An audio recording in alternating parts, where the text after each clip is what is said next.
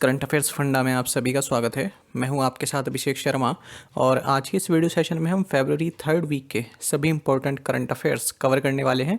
जो भी एस्पिरेंट्स हमारे डेली करंट अफेयर्स नहीं देख पाते हैं वो इस वीडियो के थ्रू अपनी फरवरी 3rd वीक के सभी करंट अफेयर्स एक साथ कवर कर सकते हैं। साथ ही गाइस, इस सेशन को शुरू करने से पहले आप सभी को बताना चाहूँगा, यदि आप हमारी daily current affairs PDF, weekly PDF और मंथली PDF चाहते हैं तो इस वीडियो के फर्स्ट कमेंट में या फिर डिस्क्रिप्शन में दिए गए लिंक पर क्लिक करके पा सकते हैं।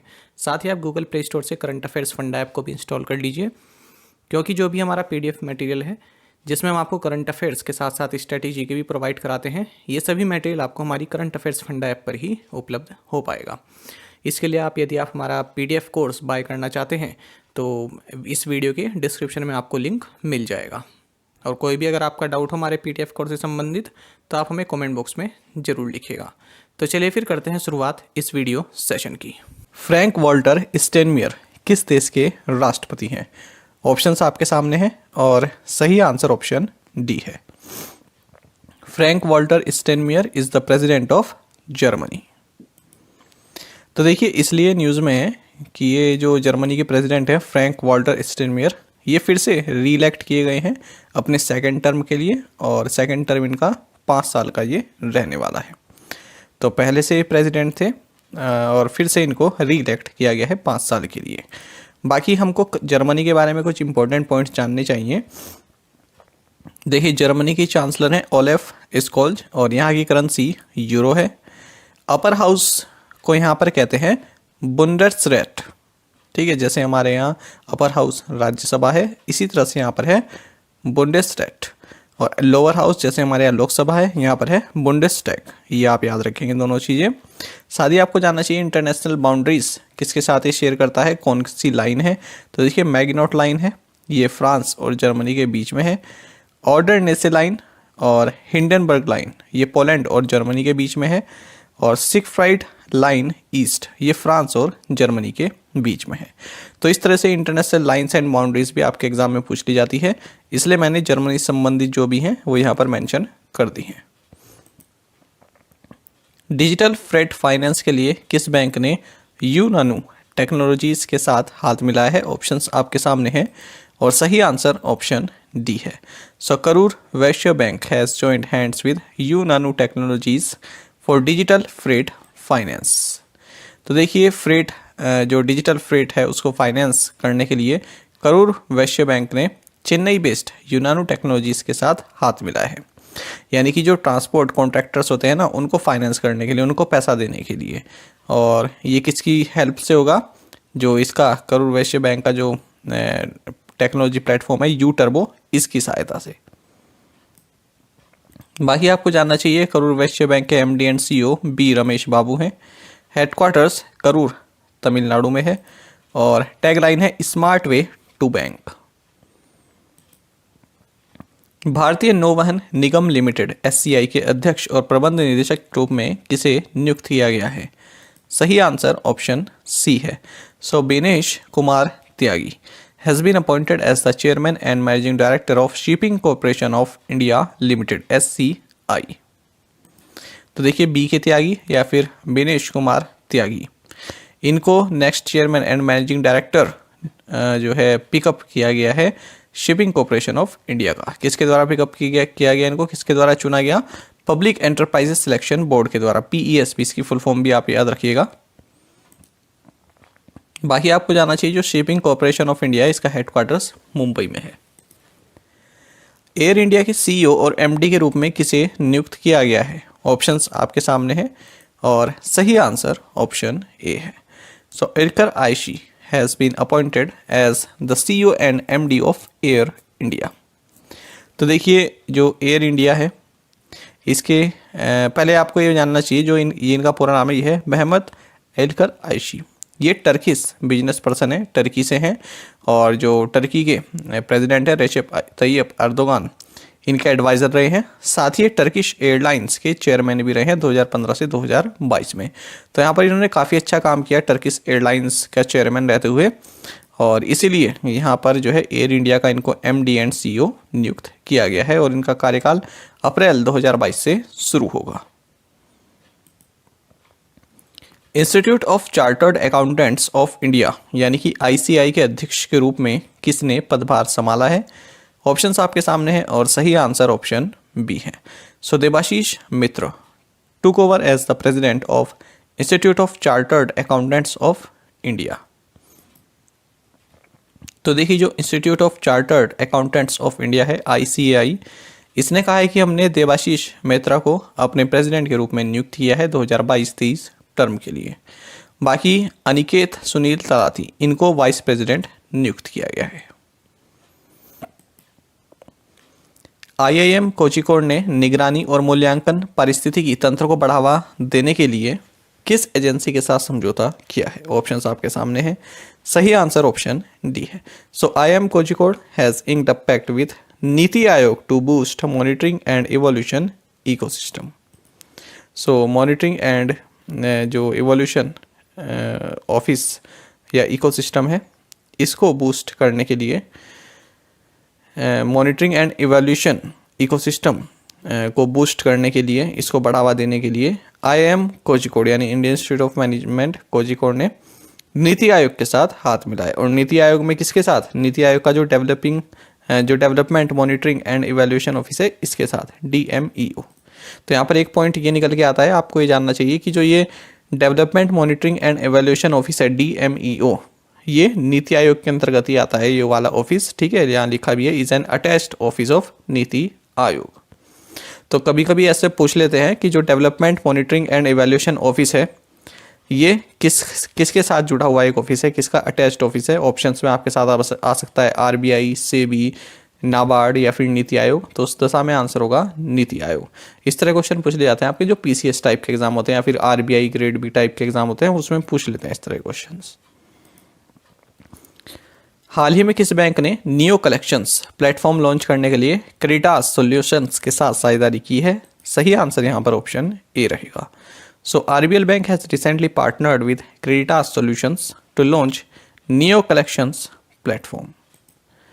देखिए, आपको जानना चाहिए, प्राइवेट बैंक है RBL बैंक, इसने एक पार्टनरशिप की है क्रेडिटास सॉल्यूशंस के साथ, और इस पार्टनरशिप में इन्होंने नियो कलेक्शंस प्लेटफॉर्म इसको जो है लॉन्च किया है।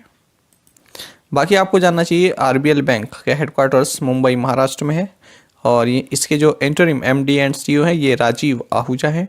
स्लोगन है अपनों का बैंक। अमेरिका किस दक्षिण प्रशांत देश में अपना दूतावास खोलेगा?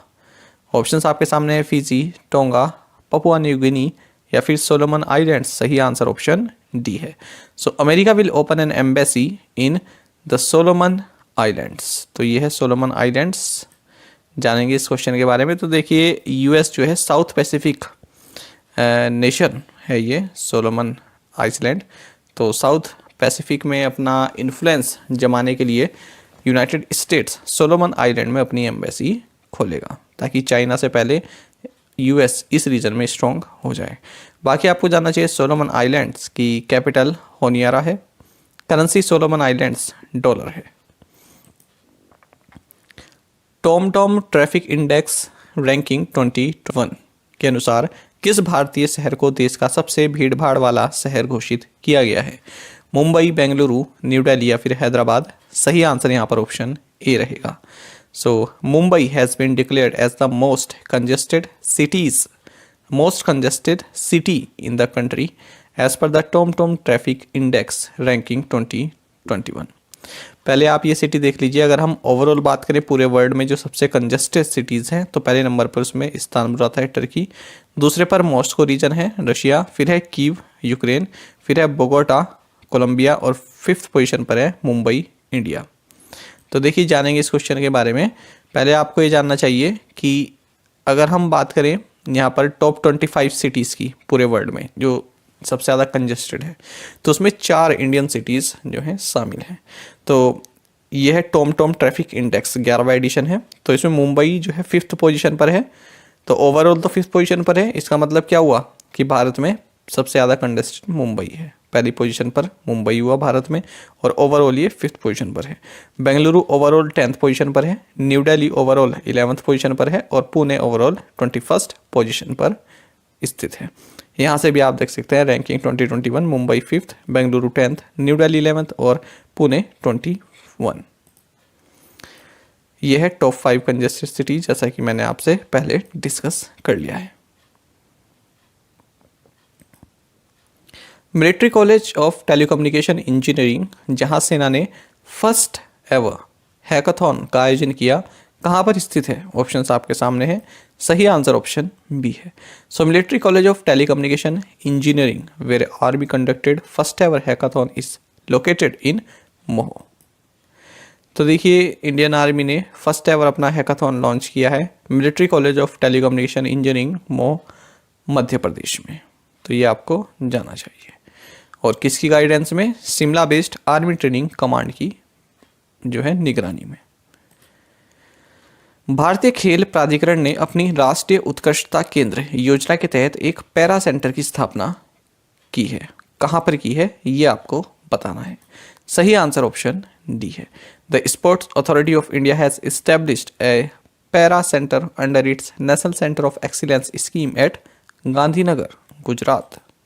तो देखिए, स्पोर्ट्स अथॉरिटी ऑफ इंडिया ने पैरा सेंटर लॉन्च किया है और किसके तहत? National centre of excellence scheme के तहत। कहाँ पर?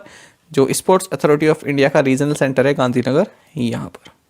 आपको जानना चाहिए इसी के साथ 29 पैरा एथलीट्स को खेलो इंडिया एथलीट्स के रूप में रिकॉग्नाइज किया गया है और इनको पर मंथ 10,000 रुपये का अलाउंस मिलेगा। भारत ने अफगानिस्तान को किस फसल के वितरण के लिए संयुक्त राष्ट्र के विश्व खाद्य कार्यक्रम के साथ एक समझौते पर हस्ताक्षर किए? सही आंसर ऑप्शन सी है। India signed an agreement with the United Nations World Food Programme for the distribution of wheat to send to Afghanistan. तो देखिए, इंडिया ने यहाँ पर एक एग्रीमेंट साइन किया है United Nations World Food Programme के साथ, जिसके तहत ये 50,000 टन्स ऑफ व्हीट अफगानिस्तान को सेंड करेगा। कृषि नेटवर्क ने किस अभिनेता को अपना ब्रांड एम्बेसडर बनाया है? ऑप्शंस आपके सामने है। सही आंसर ऑप्शन डी है। So Krishi network has roped in Indian actor Pankaj Tripathi as brand ambassador. तो देखिए, ये एग्रीटेक प्लेटफॉर्म है कृषि नेटवर्क, इसने पंकज त्रिपाठी को अपना ब्रांड एम्बेसडर बनाया है। अंतर्राष्ट्रीय मिर्गी दिवस हर साल किस दिन मनाया जाता है? ऑप्शंस आपके सामने हैं। सही आंसर ऑप्शन बी है। The international epilepsy day is observed every year on the second Monday of February. तो देखिए, हर साल जो फरवरी का महीना है उसका जो सेकंड मंडे आता है, जो दूसरा सोमवार आता है, उसको हम इंटरनेशनल एपिलेप्सी डे के रूप में मनाते हैं। और इस बार 2022 में ये पड़ा है आपका 14 फरवरी को और इसका थीम रहा है 50 मिलियन स्टेप्स फॉर एपिलेप्सी। केंद्र ने पुलिस बलों के आधुनिकीकरण के लिए कितने करोड़ रुपए की मंजूरी दी है? सही आंसर ऑप्शन बी है। Centre approved 26,275 crore for modernisation of police forces. तो देखिए, जो मॉडर्नाइजेशन ऑफ पुलिस फोर्सेस है, इस स्कीम को अप्रूव कर दिया गया है सेंट्रल गवर्नमेंट के द्वारा। क्या टाइम पीरियड रहेगा? 2021-22 से 2025-26 तक। और जो इसका टोटल बजट अप्रूव हुआ है वो है 26,275 करोड़ रुपए। किस मंत्रालय ने इस्माइल योजना शुरू की है? ऑप्शंस आपके सामने हैं। सही आंसर ऑप्शन डी है। So ministry of social justice and empowerment launched smile scheme. जानेंगे इसके बारे में। देखिए, union minister for social justice and empowerment ये है डॉक्टर वीरेंद्र कुमार। इन्होंने एक सेंट्रल सेक्टर स्कीम लॉन्च किया जिसका नाम है इस्माइल, यानी कि support for marginalized individuals for livelihood and enterprise. तो फुल फॉर्म भी आप याद रखेंगे। और आपको बता दें, इस स्कीम को डिज़ाइन किया है department of social justice and empowerment के द्वारा और ये दो चीज़ों पर जो है फोकस रखेगी। एक तो ट्रांसजेंडर कम्युनिटी के वेलफेयर के लिए, दूसरा जो ऐसे पीपल हैं जो कि बैगिंग में इन्वॉल्व हैं, जो मतलब बैगिंग करके अपना गुजारा चलाते हैं, उनमें इन्वॉल्व है।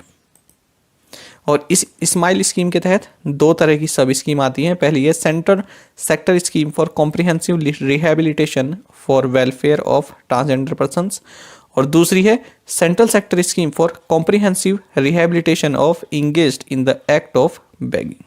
तो ये इसके अंदर दो सब स्कीम्स हैं। मेदाराम जतारा पर्व किस राज्य में मनाया जाता है? ऑप्शंस आपके सामने हैं और सही आंसर ऑप्शन सी है। So Medaram Jatara festival is celebrated in Telangana. तो देखिए जो मिनिस्ट्री ऑफ ट्राइबल अफेयर्स है, इसने मेदाराम जतारा 2022 फेस्टिवल के लिए 2.26 करोड़ रुपीस सैंक्शन कर दिए हैं। आपको जानना चाहिए भारत में कुंभ मेले के बाद जो मेदाराम जतारा है ये सेकंड लार्जेस्ट फेयर है और इसको तेलंगाना की कोया ट्राइब द्वारा 4 दिन तक मनाया जाता है और इस बार ये 16 से 19 फरवरी 2022 के बीच मनाया जा रहा है। आपको जानना चाहिए मेदाराम जतारा जो फेयर है ये गॉडेस समंका और सरलम्मा इनके ऑनर में कंडक्ट किया जाता है और 2 साल में एक बार इसको कंडक्ट किया जाता है, वो भी माघ के महीने में। साथ ही आपको जानना चाहिए इसको स्टेट फेस्टिवल डिक्लेयर किया गया 1996 में और हाल ही में हमने तेलंगाना गवर्नमेंट से संबंधित एक MCQ भी पढ़ा था। तेलंगाना गवर्नमेंट और ब्रिटिश काउंसिल इन्होंने अपनी पार्टनरशिप रिन्यू की है for research and innovation. Bharat का पहला बायोमास आधारित हाइड्रोजन संयंत्र किस राज्य में स्थापित किया जाएगा? ऑप्शंस आपके सामने हैं और सही आंसर ऑप्शन डी है। So India's first biomass based hydrogen plant will be set up in Madhya Pradesh. तो भारत का first commercial scale biomass based hydrogen plant ये खांडवा डिस्ट्रिक्ट मध्य प्रदेश में सेटअप किया जाएगा। आपको जानना चाहिए 30 tons of biomass feedstock से ये 1 ton hydrogen per day produce करेगा। साथ ही आपको जानना चाहिए मध्य प्रदेश के गवर्नर मंगूभाई सी पटेल हैं, चीफ मिनिस्टर शिवराज सिंह चौहान हैं और कैपिटल भोपाल है। यदि हम मध्य प्रदेश से जुड़े हाल ही करंट अफेयर्स की बात करें तो हमने हाल ही में जाना कि इंडियन आर्मी ने फर्स्ट एवर हैकाथॉन को कंडक्ट किया है। कहाँ पर? Military college of telecommunication engineering Mau में, मध्य प्रदेश में। साथ ही हमने ये भी जाना कि इंडियन आर्मी ने हाल ही में क्वांटम लेबोरेटरी इसको स्टैब्लिश किया था मऊ, मध्य प्रदेश में। और जो खेलो इंडिया यूथ गेम्स 2022-23 हैं ये मध्य प्रदेश में होंगे। वित्त मंत्रालय में वित्तीय सेवा विभाग में सचिव के रूप में किसे नियुक्त किया गया है? ऑप्शंस आपके सामने हैं। सही आंसर ऑप्शन सी है। So Sanjay Malhotra has been appointed as the secretary in the department of financial services in the ministry of finance. तो देखिए सीनियर ब्यूरोक्रेट है संजय मल्होत्रा, इन्हें डिपार्टमेंट ऑफ फाइनेंशियल सर्विसेज में सेक्रेटरी के रूप में अपॉइंट किया गया है।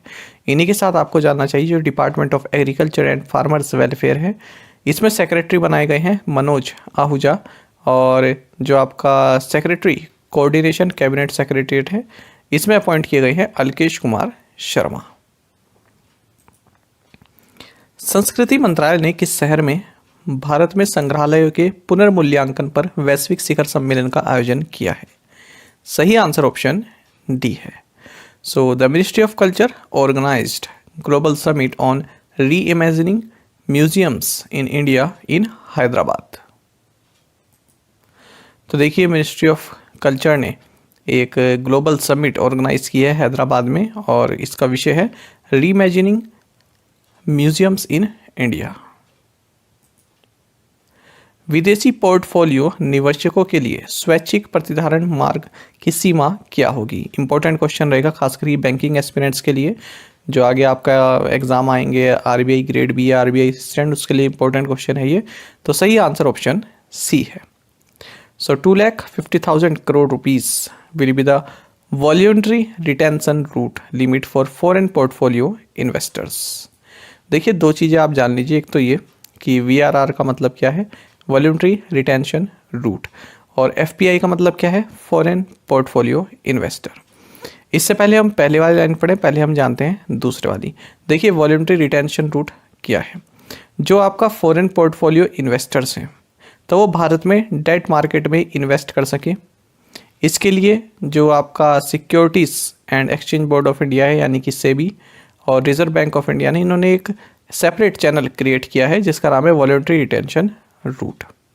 तो इसमें जो फॉरेन पोर्टफोलियो इन्वेस्टर्स की जो लिमिट है इन्वेस्ट करने की वो 1 लाख करोड़ रुपीस और बढ़ा दी गई है और अब हो गई है 2.50 लाख करोड़ रुपीस।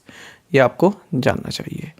और इससे पहले ये आपकी 1,50,000 करोड़ रुपीस थी, ठीक है, अब इसको और बढ़ाकर कर दिया है 2.50 लाख करोड़ रुपीस या फिर 2,50,000 करोड़ रुपीस। तो ये आपको जानना चाहिए पहले कितनी थी और अब कितनी हो गई है। बाकी आपको जानना चाहिए जो मिनिमम रिटेंशन पीरियड है ये 3 साल का इसमें रहने वाला है। ये इमेज मैंने आपके साथ पहले भी शेयर की थी, ये काफ़ी इंपॉर्टेंट है, इसका आप स्क्रीनशॉट ले लीजिएगा और मैंने टेलीग्राम में भी इसको शेयर किया हुआ है। टेलीग्राम ग्रुप जो है हमारा करंट अफेयर्स फंडा, वहाँ से भी आप इस इमेज को डाउनलोड कर सकते हैं। देखिए हमारा करंट अफेयर्स फंडा नाम से जो टेलीग्राम चैनल है इसको आप ज़रूर ज्वाइन कर लीजिए, क्योंकि इस तरह की इमेजेस आपके साथ हम शेयर करते रहते हैं, उन्हें आप डाउनलोड करके अपने पास सेव रख सकते हैं। एग्ज़ाम के टाइम पर उनसे कई सारी चीज़ें आप रिवाइज कर सकते हैं। तो देखिए ये पहला पॉइंट ही आपको मिल जाएगा जो हमने क्वेश्चन फ्रेम किया है। विश्व सतत विकास शिखर सम्मेलन किस संस्थान का वार्षिक प्रमुख कार्यक्रम है? आरबीआई, टेरी, यूनेस्को या फिर नीति आयोग? सही आंसर ऑप्शन बी है। So world sustainable development summit is an annual flagship event of Terry.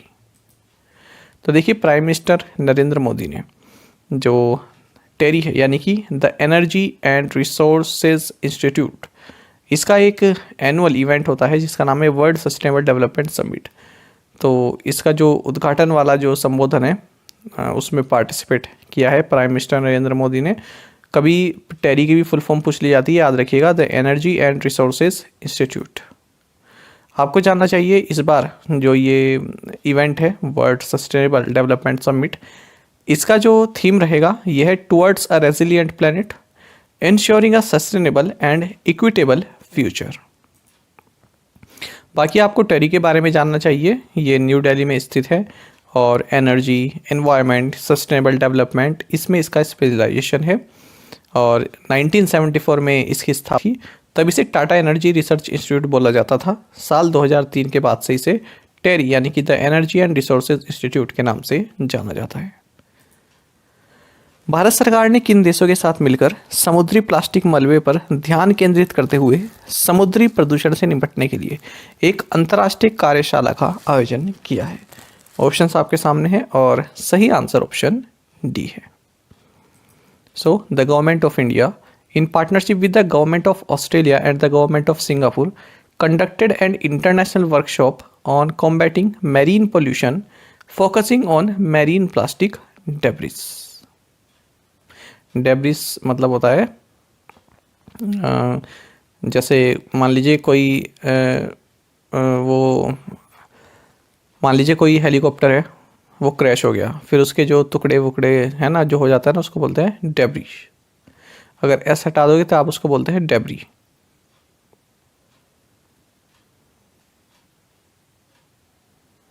Debris बोलते हैं इसको, ठीक है, मैरीन प्लास्टिक डेब्री। केंद्र सरकार ने भारतीय जीवन बीमा निगम में अपने कितने प्रतिशत शेयर बेचने के लिए एक मसौदा रेड हेरिंग प्रोस्पेक्ट्स दायर किया है? ऑप्शंस आपके सामने है, सही आंसर ऑप्शन ए है।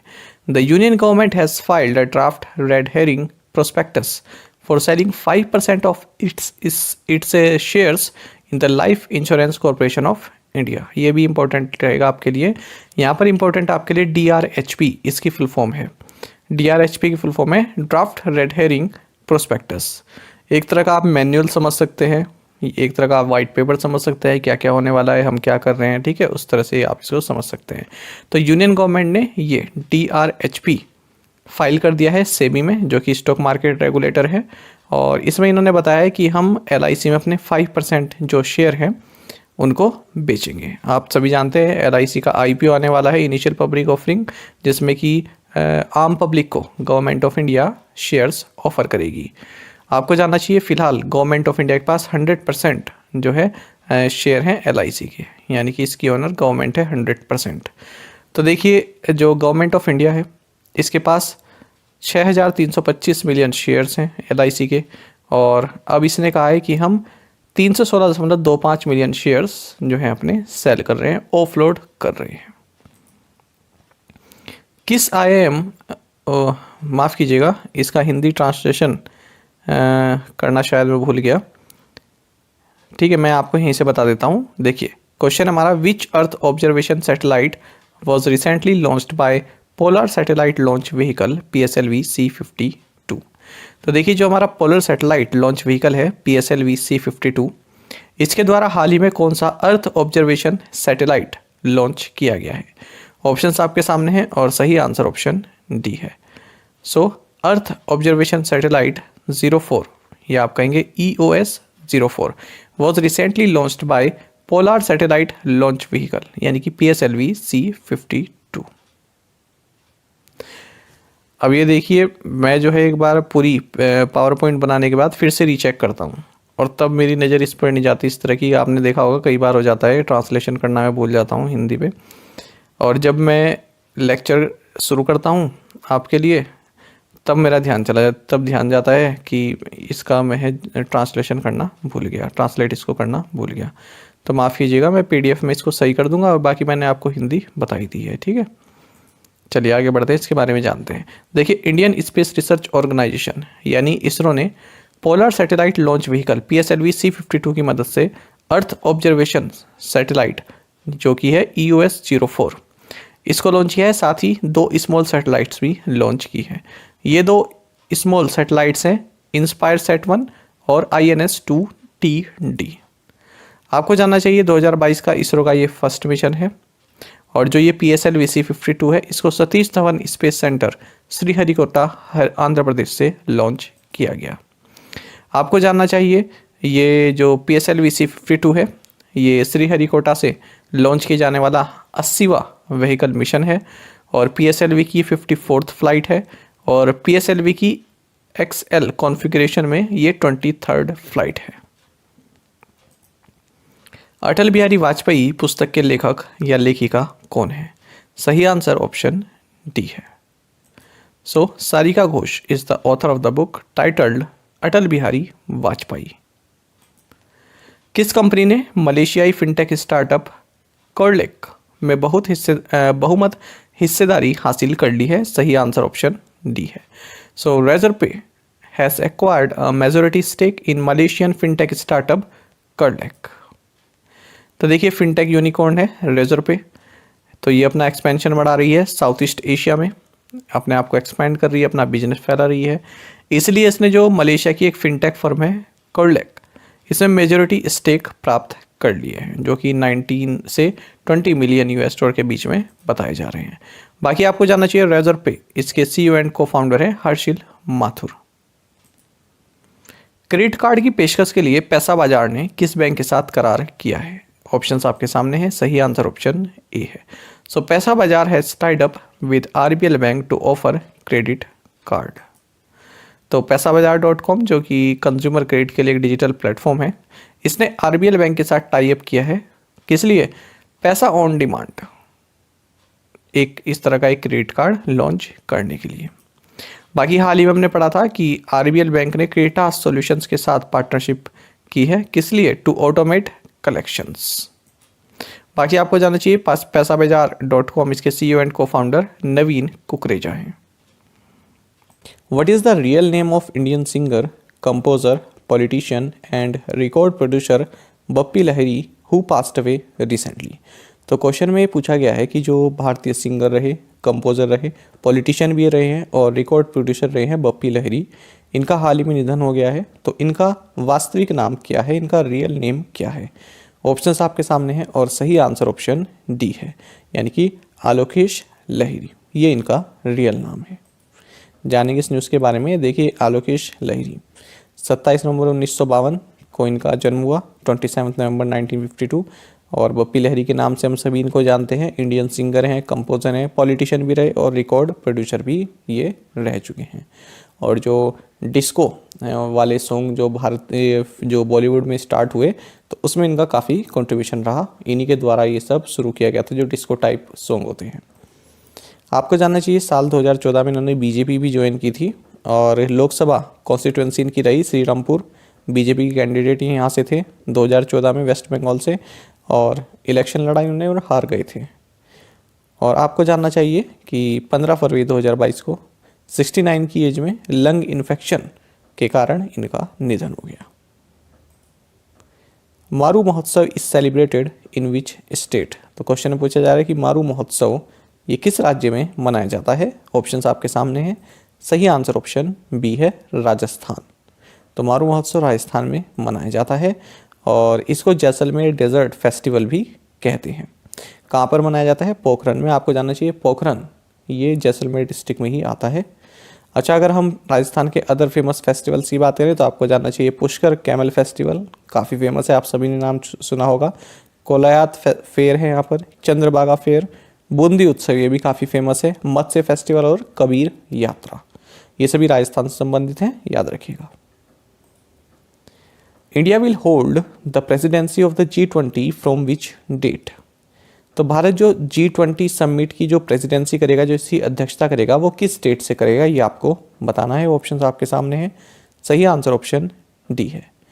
तो भारत 1 दिसंबर 2022 से G20 की प्रेसिडेंसी होल्ड करेगा।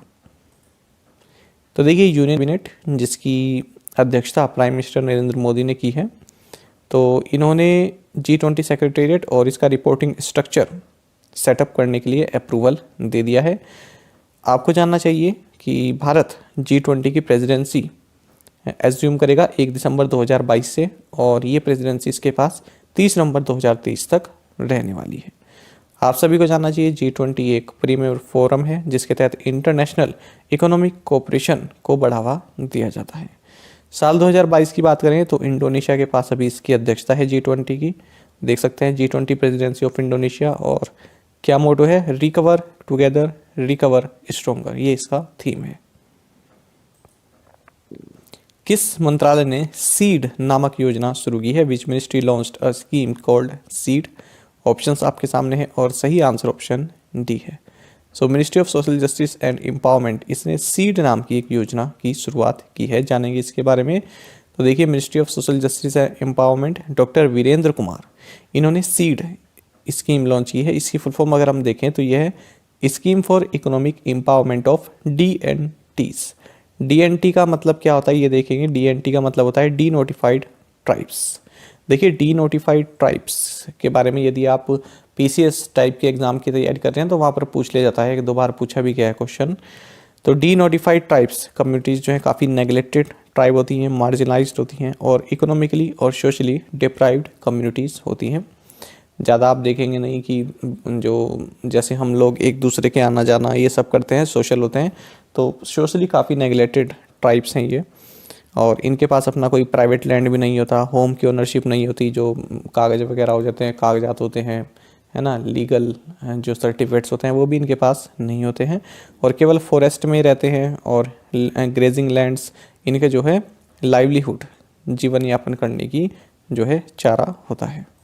बाकी आपको जानना चाहिए कि जो सीड स्कीम है इसके 4 कंपोनेंट हैं। एक तो ये है कि जो ये डी नोटिफाइड ट्राइब्स होते हैं इनको एजुकेशनल एम्पावरमेंट दिया जाए, यानी कि जो स्टूडेंट्स आते हैं इस कम्युनिटी से उनको फ्री कोचिंग प्रोवाइड कराई जाए सिविल सर्विसेज के लिए और मेडिसिन, इंजीनियरिंग, MBA इनमें दाखिला लेने के लिए। बाकी इनको हेल्थ इंश्योरेंस दिया जाए जो PMJY जो योजना है इसके तहत, और इनको जो है इनकम जनरेशन के लिए इनके जो है रोजगार की व्यवस्था की जाए, और इनको हाउस भी प्रोवाइड किए जाएं। जो प्रधानमंत्री आवास योजना है इसके तहत इनको आवास भी प्रोवाइड कराए जाएं। तो यह है सीड स्कीम। और हाल ही में हमने एक और देखा कि ministry of social justice and empowerment ने स्माइल स्कीम भी लॉन्च की है। तो दोनों आप याद रखेंगे, स्माइल और seed. Who has been appointed as the new chairman of central board of secondary education? तो क्वेश्चन में पूछ रहे हैं कि जो central board of secondary education है, जो केंद्रीय माध्यमिक शिक्षा बोर्ड है, इसके नए चेयरमैन कौन बने हैं? ऑप्शंस आपके सामने हैं। सही आंसर ऑप्शन ए है। सो विनीत जोशी ये अब CBSE के नए चेयरमैन होंगे। और आपको बता दें Vineet Joshi department of higher education में एडिशनल सेक्रेटरी हैं और अब इनको नया चेयरमैन CBSE का बनाया गया है। ये मनोज आहूजा को रिप्लेस करेंगे। वर्ष 2020-21 का बिजनेस स्टैंडर्ड बैंकर कौन है? Who is the business standard banker of the year 2020-21? तो सही आंसर ऑप्शन सी है। सो संदीप बख्शी इनको बिजनेस स्टैंडर्ड बैंकर 2020-21 चुना गया है। जानेंगे इस बारे में। तो देखिए संदीप बख्शी आप सभी जानते हैं कि ICICI बैंक के MD एंड CEO हैं। इनको business standard banker of the year 2021 जो है दिया गया है। क्योंकि इन्होंने आईसीआईसीआई बैंक में काफ़ी सुधार लाए हैं और उसका जो पूरा कायाकल्प किया है। कई सारी स्कीम्स इन्होंने लॉन्च की हैं बैंक की ओर से। कई सारे प्रोग्राम, एप्स, प्लेटफॉर्म आपने पढ़े भी होंगे। देखिए पिछले 2-3 साल में कि आईसीआईसीआई बैंक ने कई चीज़ों में जो है अग्रणी रहा है। Which of the following has become the first Indian consumer goods company to become completely plastic waste neutral?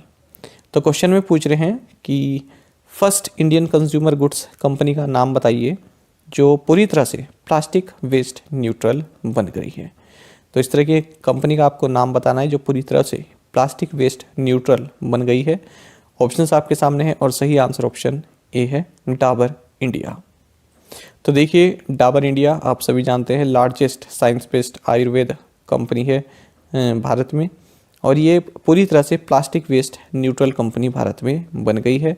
इसने लगभग 27,000 मैट्रिक टन्स जो पोस्ट कंज्यूमर प्लास्टिक वेस्ट है उसको कलेक्ट किया है, प्रोसेस्ड किया है और रिसाइकल किया है 2021-22 के फाइनेंशियल ईयर में।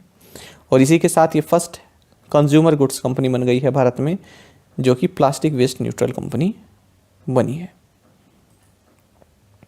अंतर्राष्ट्रीय बाल कैंसर दिवस किस दिन मनाया जाता है? International childhood cancer day on which day? सही आंसर ऑप्शन सी है। अंतर्राष्ट्रीय बाल कैंसर दिवस ये 15 फरवरी को मनाया जाता है। और इस बार जो एक कैंपेन रहा इंटरनेशनल चाइल्डहुड कैंसर डे का जो कैंपेन रहा, उस कैंपेन का थीम है better survival is achievable through your hands. What is India's rank in the US Green Building Council's 2021 Global List for Sustainable Spaces? Options आपके सामने हैं और सही आंसर ऑप्शन बी है। तो देखिए जो टिकाऊ स्थानों के लिए यूएस ग्रीन बिल्डिंग काउंसिल की 2021 की वैश्विक सूची है, इसमें भारत की रैंक 3rd है। जानेंगे इस बारे में। देखिए भारत जो है, यदि हम green and sustainable buildings and developments की बात करें तो इसमें भारत की रैंक 3rd है। और ये जो लिस्ट जारी की है ये यूएस ग्रीन बिल्डिंग काउंसिल द्वारा जारी की गई है। हर साल इस लिस्ट को ये जारी करते हैं। तो टॉप 10 कंट्रीज में भारत 3rd पोजीशन पर है। और आपको जानना चाहिए LEED इसकी full form, leadership in energy and environmental design. ये आपका कई बार पूछा गया, जो IES का जो पेपर होता है ना उसमें तो पूछा गया था, इस पर LEED पर ही पूरा क्वेश्चन पूछा गया था। तो इनकी फुल फॉर्म भी आपको जाननी चाहिए। अगर हम बात करें इस लिस्ट की तो इसमें चाइना पहले ही पोजीशन पर है। इसने 1077 LEED प्रोजेक्ट्स सर्टिफाइड किए हैं 2021 में। उसके बाद फिर कनाडा है 2nd पोजीशन पर। Which state has the maximum house holds electrified through the solar based stand alone system under सौभाग्य स्कीम? ऑप्शंस आपके सामने हैं और सही आंसर यहाँ पर ऑप्शन बी है। तो देखिए क्वेश्चन में पूछा गया था कि किस राज्य ने सबसे अधिक जो घर हैं, जो हाउस होल्ड्स हैं, उनको इलेक्ट्रीफाई किया है, उनको जो है विद्युतीकरण किया है, उनको बिजली प्रोवाइड कराई है। किसी स्कीम के तहत? सौभाग्य स्कीम के तहत। और वो बिजली कैसी है? सोलार बेस्ड सिस्टम से है, यानी कि सौर ऊर्जा से वो बिजली प्रोवाइड कराई है। सही आंसर उसमें राजस्थान है।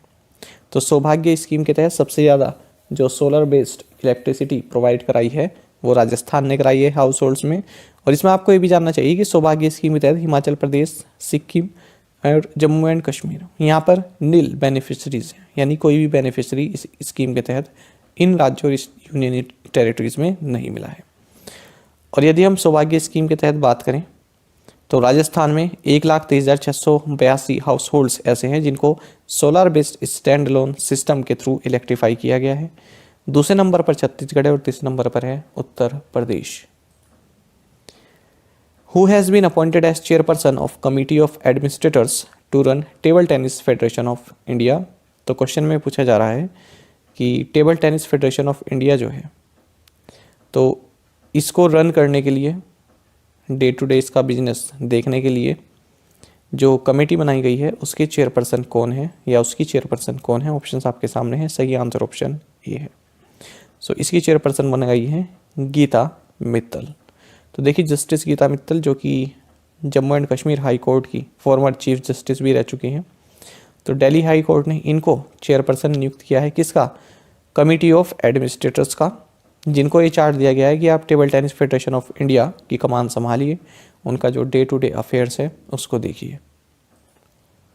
बाकी आपको जानना चाहिए इस कमेटी में चेतन मित्तल भी होंगे इनके साथ, और SD मुडजिल भी इसमें शामिल रहेंगे। Which of the following has become the first ever country to allow drones in civilian airspace? तो क्वेश्चन में पूछ रहे हैं कि पहली कंट्री ऐसी कौन सी बन गई है जिसने सिविलियन एयर स्पेस में ड्रोन्स जो होते हैं ना, UAVs, इनको अलाउ कर दिया है। ऑप्शंस आपके सामने है, सही आंसर ऑप्शन ए है।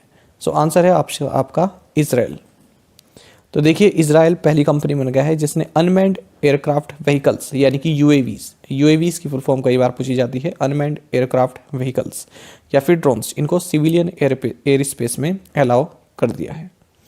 और ये जो सर्टिफिकेशन है ये हर्मेस स्टारलाइनर एयरमैन सिस्टम को दिया गया है, किसके द्वारा? इजरायली सिविल एविएशन अथॉरिटी के द्वारा।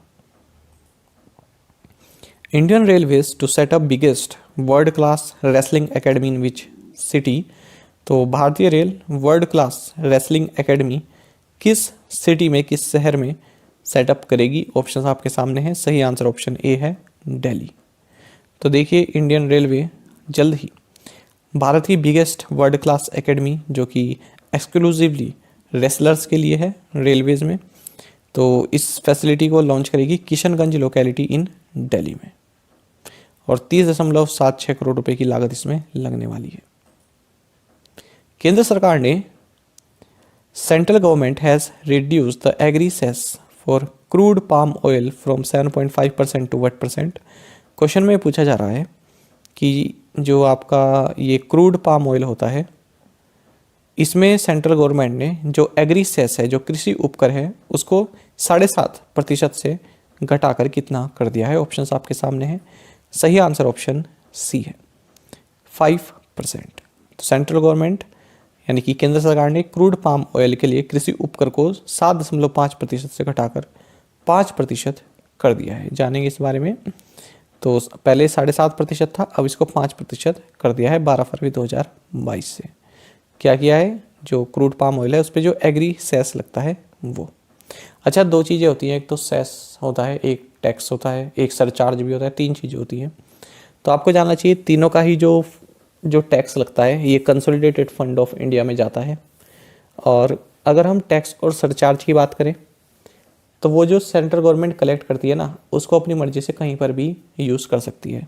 लेकिन जो सेस, CESS, ये जो सेस कलेक्ट किया जाता है इसको जो है किसी स्पेसिफिक पर्पस के लिए ही यूज किया जा सकता है। तो ये अंतर होता है सेस का, जो है टैक्स और सरचार्ज से जो अंतर है वो यही है कि इसको किसी स्पेसिफिक पर्पस के लिए यूज़ किया जाता है। और दूसरी बात यह है कि जो टैक्स है जो सेंट्रल गवर्नमेंट कलेक्ट करती है उसको स्टेट के साथ भी शेयर करती है। लेकिन अगर हम सरचार्ज की बात करें या फिर सेस की बात करें तो ऐसा जरूरी नहीं है कि स्टेट के साथ भी शेयर किया जाएगा। Which country's Keegan Peterson won the ICC Men's Player of the Month Award for January? तो क्वेश्चन में पूछ रहे हैं कि जनवरी 2022 के लिए ICC Men's Player of the Month Keegan Petersen बने हैं। ये किस देश के हैं? सही आंसर ऑप्शन सी है, साउथ अफ्रीका। तो देखिए साउथ अफ्रीका के बैट्समैन है कीगन पीटरसन, इनको जनवरी 2022 के लिए ICC men's player of the month चुना गया है। और यदि हम ICC women's player of the month की बात करें, महिला प्लेयर की अगर हम बात करें तो ये बनी है इंग्लैंड की captain Heather Knight. Which of the following organisation has organised the Darkathon 2022? तो क्वेश्चन में पूछ रहे हैं कि जो निम्नलिखित में से जो ऑर्गेनाइजेशंस आपके सामने ऑप्शंस में दी गई हैं, इनमें से किस ऑर्गेनाइजेशन ने डार्कैथन 2022 को ऑर्गेनाइज किया है या फिर इसका आयोजन किया है? ऑप्शंस आपके सामने हैं और सही आंसर ऑप्शन बी है, नारकोटिक्स कंट्रोल ब्यूरो। जानेंगे इस क्वेश्चन के बारे में विस्तार से। देखिए नारकोटिक्स कंट्रोल ब्यूरो ने एक मतलब जैसे हैकाथॉन होती है ना, इसी तरह की एक ऑर्गेनाइज की है जिसका नाम है डार्कैथन 2022। तो इसका मतलब क्या है कि डार्क नेट के थ्रू जो भी ड्रग ट्रैफिकिंग होती है, जो ड्रग बेची जाती है इलीगल तरीके से, है ना, तो उसको कैसे काउंटर किया जाए, उसका कैसे पता लगाया जाए, तो इसके बारे में इन्होंने ये डार्कथन 2022 लॉन्च किया है। यहाँ पर आप एक शब्द देख रहे होंगे डार्क नेट, जैसे कि डार्क से समझ में आ रहा है कि कुछ गलत है, डार्क लिखा है, और नेट आप सभी जानते हैं। तो देखिए इंटरनेट का ही एक ऐसा पोर्शन होता है जो ऐसे हमें आम लोगों को नहीं दिखेगा, इसके लिए एक स्पेशल एक्सेस या फिर ऑथराइजेशन की ज़रूरत होती है। यानी कि इंटरनेट पर कई तरह की इस तरह की वेब पेजेस हैं, इस तरह की कई सारी वेबसाइट्स हैं जो आप अगर ऐसे सर्च करेंगे तो नहीं मिलेगी उसके लिए, क्योंकि वो साइट जो है इनक्रिप्टेड रहती हैं। तो उनमें कुछ ऑथराइज आपको लेना पड़ता है, ऑथराइजेशन लेना पड़ता है। उसके बाद आप उसमें जो है अपना लॉगिन वगैरह करते हैं और उसी के थ्रू ये जो ड्रग वगैरह भी बेचे जाते हैं, कई तरह के जो है उसमें जो गलत काम होते हैं, गलत धंधे जो होते हैं वो चलते हैं। तो इनको कैसे पकड़ा जाए, इसी के लिए नारकोटिक्स कंट्रोल ब्यूरो ने डार्कथन 2022 लॉन्च किया है। बाकी मैंने आपको बताया था कि डार्क नेट का मतलब क्या है। साथ ही आपको जानना चाहिए नारकोटिक्स कंट्रोल ब्यूरो के बारे में। इसके डायरेक्टर जनरल सत्यनारायण प्रधान हैं, हेडक्वार्टर्स न्यू दिल्ली में है और इसकी स्थापना 1980 में हुई थी। The Reserve Bank of India hiked in the cap on e-RUPI vouchers to 1 lakh from how much rupees. तो क्वेश्चन में पूछ रहे हैं कि रिजर्व बैंक ऑफ इंडिया ने जो ई-रूपी वाउचर्स है तो इस पर जो सीमा है वो 1 लाख रुपए कर दी है। तो पहले कितनी थी, मतलब कितने रुपए से बढ़ाकर 1 लाख रुपए कर दी है। सही आंसर ऑप्शन ए है, 10,000 रुपये। जानेंगे इस क्वेश्चन के बारे में। तो देखिए Reserve Bank of India announced a hike in the cap on e-RUPI vouchers to ₹1 lakh from ₹10,000। तो 10,000 से बढ़ाकर 1 लाख रुपए कर दी है जो ई-रूपी वाउचर्स की लिमिट है। बाकी आपको जानना चाहिए कि जो ई-रूपी प्रीपेड डिजिटल वाउचर है इसको NPCI द्वारा डेवलप किया गया था और अगस्त 2021 में इसको लॉन्च किया गया था। Name the chairman of the supreme court appointed committee on Char Dham project who has resigned from his post recently. तो क्वेश्चन में पूछ रहे हैं कि चार धाम प्रोजेक्ट के लिए सुप्रीम कोर्ट द्वारा एक कमेटी बनाई गई थी और उस कमेटी के जो चेयरमैन बनाए गए थे उन्होंने हाल ही में इस्तीफा दे दिया है। तो आपको बताना है उनका नाम क्या है। सही आंसर ऑप्शन बी है, रवि चोपड़ा।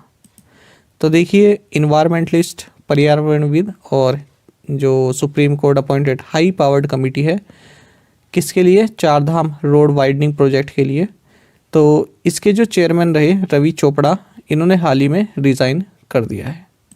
आपको जानना चाहिए कि जो चार धाम प्रोजेक्ट है ये 900 किलोमीटर लंबा एक प्रोजेक्ट है और 12,000 करोड़ रुपए की लागत से लगेगा। तो ऑल वेदर कनेक्टिविटी प्रोजेक्ट है ये। और जो उत्तराखंड में जो चार धाम है यमुनोत्री, गंगोत्री, केदारनाथ और बद्रीनाथ, इन्हें ये कनेक्ट करता है। What is the venue of the 35th African union summit. तो क्वेश्चन में पूछ रहे हैं कि 35वीं जो अफ्रीकन यूनियन समिट हुई है, अफ्रीकी संघ शिखर सम्मेलन हुआ है, इसका वेन्यू क्या रहा। ऑप्शंस आपके सामने है। सही आंसर ऑप्शन डी है, अदिश अबाबा। तो देखिए जो 35th अफ्रीकन यूनियन समिट हुई है ये यूथोपिया की कैपिटल सिटी अदिश अबाबा में हुई है। आपको जानना चाहिए अफ्रीकन यूनियन के बारे में, AU के बारे में। तो ये कॉन्टिनेंटल बॉडी है जिसमें 55 मेंबर स्टेट्स हैं अफ्रीकन कॉन्टिनेंट के और ऑफिशियली 2002 में इसको लॉन्च किया गया था। और जो ये अफ्रीकन यूनियन है इसका हेडक्वार्टर्स अदिश अबाबा यूथोपिया में ही है। Which airport has been given the voice of the customer award by the airports council international. तो क्वेश्चन में पूछ रहे हैं कि एयरपोर्ट्स काउंसिल इंटरनेशनल यानी कि ACI के द्वारा किस भारतीय एयरपोर्ट को the voice of the customer award दिया गया है। ऑप्शंस आपके सामने हैं। सही आंसर ऑप्शन सी है। So Lucknow international airport has been given the voice of the customer award by the airport council international. तो जो लखनऊ एयरपोर्ट है इसे आप चौधरी चरण सिंह इंटरनेशनल एयरपोर्ट के नाम से जानते हैं, ऑफिशियल नाम इसका यही है। तो इसको the voice of the customer award दिया गया है। Which IIT established AquaMap, an interdisciplinary water management and policy center। तो क्वेश्चन में पूछ रहे हैं कि किस IIT ने AquaMap जो कि एक अंतर अनुशासनात्मक जल प्रबंधन और नीति केंद्र है इसकी स्थापना की है। ऑप्शंस आपके सामने हैं। सही आंसर ऑप्शन बी है, IIT मद्रास। तो IIT मद्रास ने AquaMap इसको लॉन्च किया है। AquaMap क्या है, ये एक interdisciplinary water management and policy centre है और ये जो है आपकी जो वाटर प्रॉब्लम से उसके लिए स्मार्ट सॉल्यूशंस प्रोवाइड कराने का कार्य करेगा। Which space agency has selected 2 science missions, the multi slit solar explorer यानी कि MUSE and HelioSwarm to help improve our understanding of the dynamics of the sun. तो क्वेश्चन में ये पूछ रहे हैं कि सूर्य की जो गतिकी है, जो डायनामिक्स है, तो उसमें जो हमारी समझ है, हमारी जो अंडरस्टैंडिंग है, उसको और बेहतर बनाने के लिए किस अंतरिक्ष एजेंसी ने 2 साइंस मिशन, 2 विज्ञान मिशनों जिनका नाम है मल्टी स्लिट सोलर एक्सप्लोरर यानी कि म्यूस और हेलियोस्वार्म का चयन किया है। ऑप्शंस आपके सामने है। सही आंसर ऑप्शन ए है नासा। तो देखिए नासा ने 2 मिशन लॉन्च किए, एक तो है म्यूस और दूसरा है हेलियोस्वार्म। दोनों ही सन से संबंधित है, जानेंगे इसके बारे में। तो नासा ने 2 साइंस मिशन लॉन्च किए हैं, एक तो है मल्टी स्लिट सोलर एक्सप्लोरर और दूसरा है हेलियोस्वार्म। तो जो सन है, सन अर्थ कनेक्शन है, और जो हमारा स्पेस इन्वायरमेंट है जो एक कॉन्स्टेंटली चेंज हो रहा है, इसके बारे में हमारी अंडरस्टैंडिंग को और बढ़ाएगा। आपको जानना चाहिए जो म्यूस मिशन है, ये जो सन का जो कोरोना पार्ट होता है ना, सन की जो लेयर होती है कोरोना वाली, ठीक है, तो उसकी हीटिंग की क्या वजह है, क्या ऐसे फोर्सेस हैं जो उसको हीट कर रहा है, इसके बारे में हमारी समझ को बढ़ाएगा। साथ ही जो हेलियोस्वार्म मिशन है, ये सोलर विंड टर्बुलेंस के बारे में हमारी अंडरस्टैंडिंग को इनहेंस करेगा। NITI Aayog in association with which of the following launched the fintech open hackathon. Options आपके सामने हैं। सही आंसर ऑप्शन बी है। सो NITI Aayog in association with PhonePe launched the fintech open hackathon. तो देखिए नीति आयोग ने फोनपे के साथ मिलकर एक फिनटेक स्पेस हैकाथॉन लॉन्च किया, यानी कि जो फिनटेक क्षेत्र में अलग अलग तरह की क्रिएटिव सॉल्यूशंस प्रोवाइड कराने के लिए एक हैकाथॉन यूज़ की है, एक हैकाथॉन शुरू की है। इसमें अवार्ड्स भी दिए जाएंगे और मॉनेटरी रिवॉर्ड भी दिए जाएंगे, जो कि जो फिनटेक सेक्टर में जो नए नए कोई ऐप हो या फिर और किसी तरह का सॉल्यूशन प्रोवाइड करेगा उसके लिए है ये। फ़ोनपे के बारे में आपको जानना चाहिए। सीईओ समीर निगम है, हेडक्वार्टर्स बेंगलुरु में है। विच of the following has partnered with Nvidia for automated driving systems. तो क्वेश्चन में पूछा जा रहा है कि निम्नलिखित में से किसने स्वचालित ड्राइविंग सिस्टम यानी कि ऑटोमेटेड ड्राइविंग सिस्टम के लिए एनवीडिया के साथ एक भागीदारी की है। ऑप्शंस आपके सामने हैं। सही आंसर ऑप्शन सी है, जगुआर लैंड रोवर। तो जगुआर लैंड रोवर आप सभी जानते हैं टाटा मोटर्स की कंपनी है। इसने एक मल्टी ईयर स्ट्रेटेजिक पार्टनरशिप की है एनवीडिया के साथ, जिसके तहत ये जो है next generation automated driving systems plus AI enabled services and experiences deliver करेंगे। Which airline has announced a partnership with Indian Oil for its Ka-Ching credit card holders? Question में पूछ रहे हैं कि किस एयरलाइन ने इंडियन ऑयल के साथ पार्टनरशिप की है, किसके लिए? अपने का-चिंग क्रेडिट कार्ड होल्डर्स के लिए। ऑप्शंस आपके सामने हैं। सही आंसर ऑप्शन ए है, इंडिगो।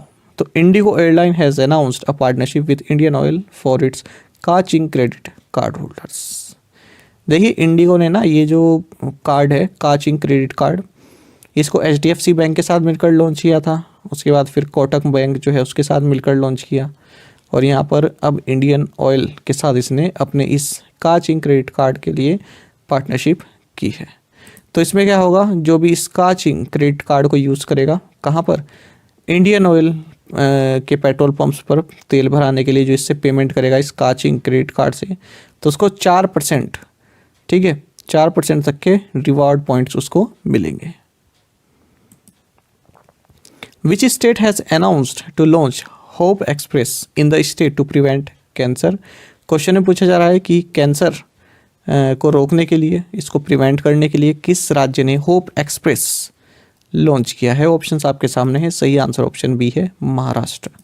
तो देखिए महाराष्ट्र के हेल्थ मिनिस्टर हैं राजेश टोपे, तो इन्होंने होप एक्सप्रेस लॉन्च किया है टू प्रिवेंट कैंसर। साथ ही इसी वक्त इन्होंने मोसाइक 3D रेडिएशन मशीन को भी यहाँ पर लॉन्च किया है। कहाँ पर? प्राइवेट हॉस्पिटल है एक कोल्हापुर में, यहाँ पर। आपको बता दें जो मोसाइक 3D रेडिएशन मशीन है, ये इस तरह की पहली मशीन है भारत में। बाकी महाराष्ट्र के बारे में आप जानते हैं, गवर्नर भगत सिंह कोश्यारी है, कैपिटल मुंबई है, और चीफ मिनिस्टर उद्धव ठाकरे हैं।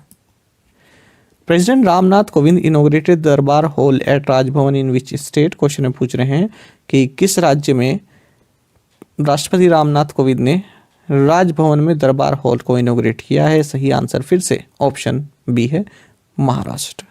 तो president Ramnath Kovind inaugurated the Darbar hall at Raj Bhavan situated at Malabar hill, Mumbai, Maharashtra. Which country has unveiled a new missile Khaibar Buster. Question पूछ रहे हैं कि किस देश ने एक नई मिसाइल जिसका नाम खैबर बस्टर है इसका अनावरण किया है, यानी कि इसको शोकेस किया है, इसको दिखाया है। सही आंसर ऑप्शन ए है, ईरान। तो ईरान ने एक नई मिसाइल अनवील की है, 1450 किलोमीटर की रेंज है और इसका नाम है Khaibar Buster. Who is the author of the book titled India Reckoning Rewards and Discontents of Democracy. तो जो ये बुक है इसके लेखक कौन है। सही आंसर ऑप्शन बी है। So former Reserve Bank of India governor है बिमल जालान। तो इन्होंने अपनी एक नई बुक लॉन्च की जिसका नाम है India Reckoning Rewards and Discontents of Democracy. तो जो कंट्री की करंट सिचुएशन है इकोनॉमिक से संबंधित, उसके बारे में इन्होंने यहाँ पर काफ़ी विस्तार से लिखा है। Which state roped in Manoj Tiwari as brand ambassador to promote khadi. Question पूछना है कि किस राज्य ने खादी को बढ़ावा देने के लिए, उसको प्रमोट करने के लिए मनोज तिवारी को ब्रांड एम्बेसडर बनाया है। सही आंसर ऑप्शन ए है, Bihar. So Bhojpuri singer and BJP MP Manoj Tiwari will be the brand ambassador for khadi and other handicrafts of Bihar. Who has been appointed as India's first national maritime security coordinator. यानी कि भारत का पहला राष्ट्रीय समुद्री सुरक्षा समन्वयक किसे नियुक्त किया गया है। ऑप्शंस आपके सामने हैं और सही आंसर ऑप्शन सी है, जी अशोक कुमार। देखिए 26/11 का जो मुंबई में जो हमला हुआ था उसके बाद से ये ज़रूरत जो है आन पड़ी कि मैरीटाइम सिक्योरिटी को और मजबूत किया जाना चाहिए। इसी को देखते हुए भारत के पहले नेशनल मैरीटाइम सिक्योरिटी कोऑर्डिनेटर बनाए गए हैं वाइस एडमिरल रिटायर्ड जी अशोक कुमार। आपको जानना चाहिए इससे पहले ये इंडियन नेवी में वाइस चीफ भी रह चुके हैं, अब तो ये रिटायर हो चुके हैं। और आपको ये भी जानना चाहिए कि जो ये इंडिया के first national maritime security coordinator जो बने हैं ये इंडियन नेशनल सिक्योरिटी एडवाइज़र यानी NSA जो कि फ़िलहाल अजीत डोभाल हैं इनको रिपोर्ट करेंगे। और जो भी मैरीटाइम सिक्योरिटी से संबंधित जो भी इश्यूज़ हैं उनमें ये गवर्नमेंट ऑफ इंडिया के प्रिंसिपल एडवाइज़र रहेंगे। आपको जानना चाहिए इंडिया की जो कोस्ट लाइन है ये 7516 किलोमीटर लॉन्ग है। चलिए आगे बढ़ते हैं। भुला valley seen in news recently is situated in which state. यानी कि जो हाल ही में खबरों में रही भुला घाटी किस राज्य में स्थित है ये पूछा जा रहा है। सही आंसर ऑप्शन डी है, हिमाचल प्रदेश। देखिए जो भुला वैली है ये किस लिए न्यूज़ में रही, तो हिमाचल प्रदेश ने अपना फर्स्ट बायोडाइवर्सिटी पार्क इस्टेब्लिश किया है जिसके तहत जो इंडेंजर्ड हिमालयन हर्ब्स हैं उनको कंजर्व किया जाएगा। और ये जो फर्स्ट बायोडाइवर्सिटी पार्क है इसको मंडी के भुला वैली में सेटअप किया है। हिमाचल प्रदेश से संबंधित यदि हम करंट अफेयर्स की बात करें जो काफ़ी इंपॉर्टेंट है, आपको जानना चाहिए कि 9th national ice hockey championship ये भी हिमाचल प्रदेश में ही हाल ही में संपन्न हुई है। और आपको जानना चाहिए Himachal Pradesh first smoke free state बन गया है इंडिया का। ये वाला करंट अफेयर्स आपके लिए काफ़ी इंपॉर्टेंट रहेगा। दोनों ही हमने MCQ फॉर्मेट में पहले डिस्कस किए हुए हैं। Which Indian aircraft participated in Singapore air show 2022। तो किस भारतीय एयरक्राफ्ट ने सिंगापुर एयर शो 2022 में पार्टिसिपेट किया है, भाग लिया है, ये हमको बताना है। ऑप्शंस आपके सामने हैं और सही आंसर ऑप्शन सी है, तेजस मार्क 1, तेजस MK1। तो देखिए सिंगापुर में एक सिंगापुर एयर शो 2022 हो रहा है और इसी के लिए चांगी इंटरनेशनल एयरपोर्ट ये सिंगापुर में है। ये आप याद रखिएगा, एक स्टैटिक जी का पार्ट आपके लिए बन जाता है। चांगी इंटरनेशनल एयरपोर्ट कहाँ पर है, ये है सिंगापुर में। तो यहाँ पर इंडियन एयरफोर्स के 44 मेंबर का दल उतरा है और इन्होंने सिंगापुर एयर शो 2022 में पार्टिसिपेट किया है। आपको बता दें 2 साल में एक बार होने वाला एक इवेंट है यानी कि बाइनल इवेंट है, जिसमें जो भी ग्लोबल एविएशन इंडस्ट्री है वो अपने प्रोडक्ट्स दिखाती हैं, शोकेस करती हैं। और भारत की ओर से तेजस MK1 ने यहाँ पर पार्टिसिपेट किया है। The Indian railways is constructing India's first ever cable stayed rail bridge situated over अंजी रिवर इन विच स्टेट और यूटी। यानी कि भारतीय रेलवे किस राज्य या केंद्र शासित प्रदेश में अंजी नदी पर स्थित भारत का पहला केबल स्टे रेल पुल का निर्माण कर रहा है। ऑप्शंस आपके सामने हैं। सही आंसर ऑप्शन डी है, जम्मू एंड कश्मीर। तो देखिए, जम्मू एंड कश्मीर के रियासी डिस्ट्रिक्ट, यहाँ पर अंजी रिवर है। अंजी रिवर के ऊपर भारत का पहला केबल स्टेड रेल ब्रिज ये जो है अंडर कंस्ट्रक्टिंग है और इसको बना रहा है इंडियन रेलवेज। आपको ये जानना चाहिए। और ये Udhampur Srinagar Baramulla rail link project का एक हिस्सा है, जो कि रियासी एरिया को जम्मू एंड कश्मीर माफ़ कीजिएगा, जो कि रियासी एरिया को कटरा से कनेक्ट करेगा। साथ ही आपको जानना चाहिए, जब एक बार ये बनकर तैयार हो जाएगा तो इसकी हाइट यदि हम रिवर बेड से मेजर करें तो 331 मीटर हो जाएगी, जो कि पेरिस में एफिल टावर से भी हायर रहेगी। और इस ब्रिज की टोटल लेंथ रहेगी 473.25 मीटर। 96 केबल्स इस ब्रिज को सपोर्ट कर रहे हैं। India and which country signed a letter of intent on new and renewable energy technology. Question में पूछा जा रहा है कि भारत और किस देश ने नवीन और नवीकरणीय ऊर्जा प्रौद्योगिकी पर एक लेटर ऑफ इंटेंट साइन किया है। ऑप्शंस आपके सामने हैं। सही आंसर ऑप्शन सी है, ऑस्ट्रेलिया। देखिए, आपको ये जानना चाहिए कि लेटर ऑफ इंटेंट का मतलब क्या होता है। लेटर ऑफ इंटेंट का मतलब होता है कोई प्रोजेक्ट है तो हमने उस पर जो है अभी स्वीकृति उस पर दे दी है, यानी कि हमने उस पर मन बना लिया है कि हाँ, ये जो प्रोजेक्ट है इस पर हम आगे जाकर काम करेंगे। अभी ऑफिशियल नहीं कर रहे हैं, ऑफिशियली उस पर काम नहीं कर रहे हैं, हमने अपनी इच्छा उस पर जता दी है। तो भारत और ऑस्ट्रेलिया ने अपनी इच्छा जता दी है कि जो रिन्यूएबल एनर्जी से संबंधित जो कोऑपरेशन है, जो सहयोग है, उस पर हम आगे जाकर काम करेंगे और इसका जो ऑफिशियल जो पूरा मसौदा है उसको हम जारी करेंगे। तो इसको बोलते हैं लेटर ऑफ इंटेंट। तो देखिए, हाल ही में 4th एनर्जी डायलॉग इंडिया और ऑस्ट्रेलिया के बीच संपन्न हुआ 15 फरवरी 2022 को। भारत की ओर से इसको ministry of power and new and renewable energy RK Singh ने पार्टिसिपेट यहाँ पर किया है। तो इसी के दौरान इंडिया और ऑस्ट्रेलिया ने लेटर ऑफ इंटेंट एक साइन किया है। किस लिए? New and renewable energy technology के लिए। और हाल ही में हमने ऑस्ट्रेलिया और इंडिया से संबंधित एक और करंट अफेयर पढ़ा था कि इन दोनों ने ही टूरिज्म कोऑपरेशन के लिए, जो टूरिज्म में जो कोऑपरेशन है, ठीक है, उसके लिए एक MOU साइन किया है। Which fintech company launched a new age digital banking super app NYE। Options आपके सामने हैं। सही आंसर ऑप्शन बी है। सो रैपीपे, जो कि एक डिजिटल बैंकिंग जो कि एक फिनटेक कंपनी है, तो इसने एक digital banking super app launch किया जिसका नाम है NYE। तो ये आप याद रखेंगे, NYE।